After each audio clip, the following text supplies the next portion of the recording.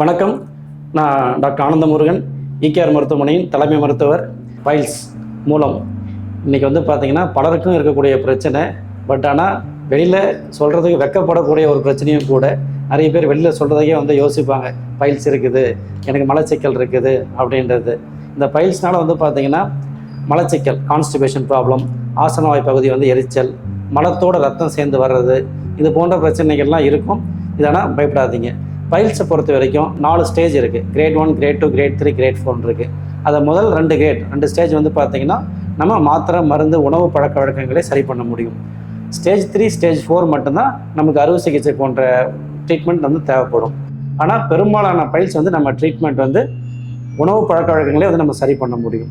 Files ஏன் வருது அப்படின்னு பார்த்தீங்கன்னா நாம் அதிகமான ஃபைபர் கண்டென்ட், கீரை வகை உணவுகள், இந்த பழங்கள் அதிகமாக எடுத்துக்காது, அதிகமாக தண்ணி குடிக்காது, இதனால தான் பைல்ஸ் வருதுங்க.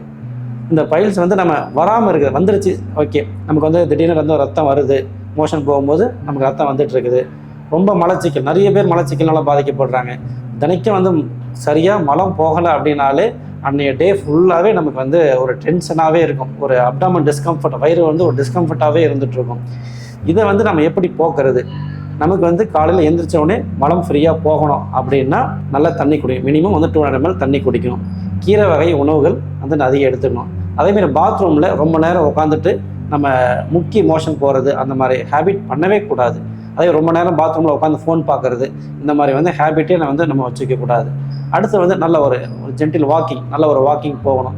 நம்ம நடக்க நடக்க நம்ம வயிற்றுக்குள்ள இருக்கிற குடலும் அசையும். குடல் அசைய அசைய நமக்கு மலச்சிக்கல் குறையும். அந்த மலம் அசைந்து அசைந்து நகர்ந்து கீழே இறங்குறதுக்கு நமக்கு ஈஸியாக இருக்கும். ஸோ நிறைய தண்ணி குடிக்கணும், கீரை வகை உணவுகள் எடுக்கணும், நம்ம ஒரு வாக்கிங் போகணும்.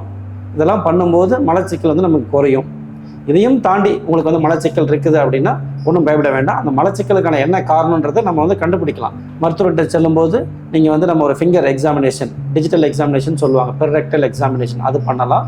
சின்னதாக ஆனோஸ்கோப்பி ஒன்று பண்ணி பார்க்கலாம். அடுத்து மோஷன் போகிற பாதை வழியாக நம்ம எண்டோஸ்கோப்பி, சிக்மாய்டோஸ்கோப்பி பண்ணி பார்க்குறது மூலயமா ஏதாவது பைல்ஸுக்கு ரேராக ஒரு சில காரணம் உண்டு.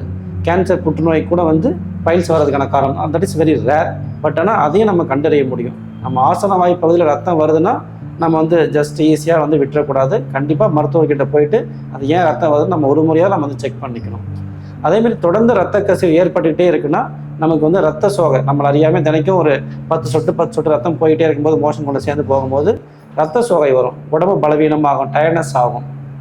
ஸோ இதையெல்லாம் வெக்கப்படாமல் நீங்கள் மருத்துவர்கிட்ட கேட்கலாம்.